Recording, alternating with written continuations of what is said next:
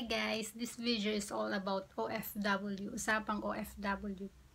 I have 5 tips on how to combat homesick. Paano natin may iwasan ng homesick? So, this one is work for me. So, I don't know if mag-work ito sa inyo guys. And hindi ko rin alam kung yung iba dito is ginagawa niyo na rin. Pero, ito, i-share ko sa inyo yung ginagawa kong 5 steps or 5 tips para naiiwasan ko yung homesick.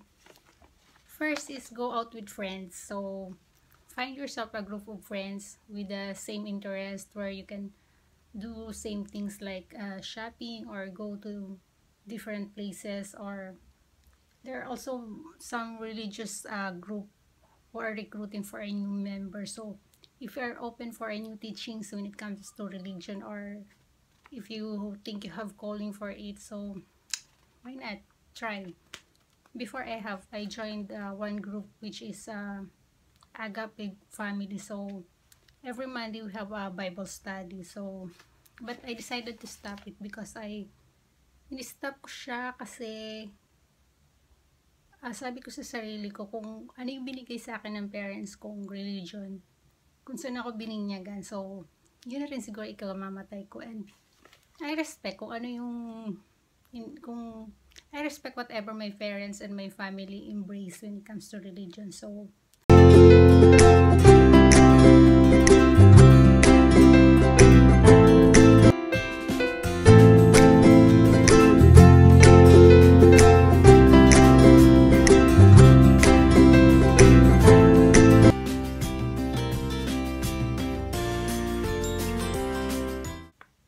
number 2 guys is read.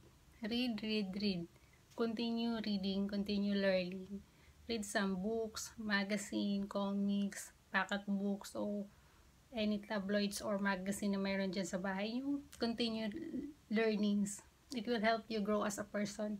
You will learn a lot of things when it comes to reading guys. So I will show you some of my books that I am reading from time to time.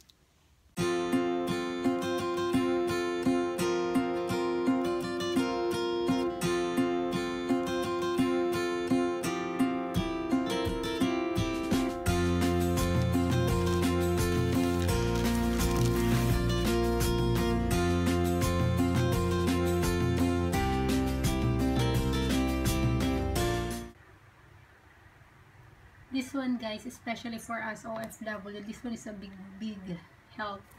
You will learn a lot of things on this book. This one is Taglish, so Tagalog and English book. You can buy this one at any, I think, national bookstore. So yun. Number 3 guys is find your passion and interest. Like if you love cooking, then watch videos regarding cooking.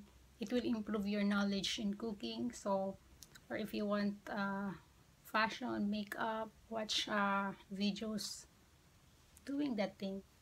So watch videos which you can learn something.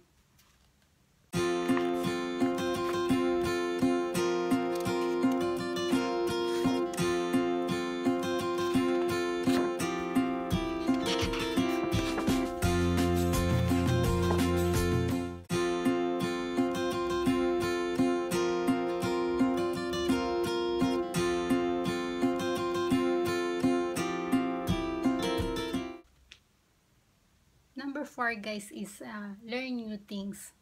This is your time to learn new things because you are alone. You have your own time. Like me, vlogging is new for me. So I keep on doing clips, doing videos, improving it because I have free time. So may napapanood kayo ngayon guys. Then number 5 is relax and think your goal. So first is doon mo tayo sa relax. Have time to shop. Shopping guys is not a problem. I mean, shopping is not bad as long as you know your limitation when it comes to shopping. As long as your savings hindi nagagalaw.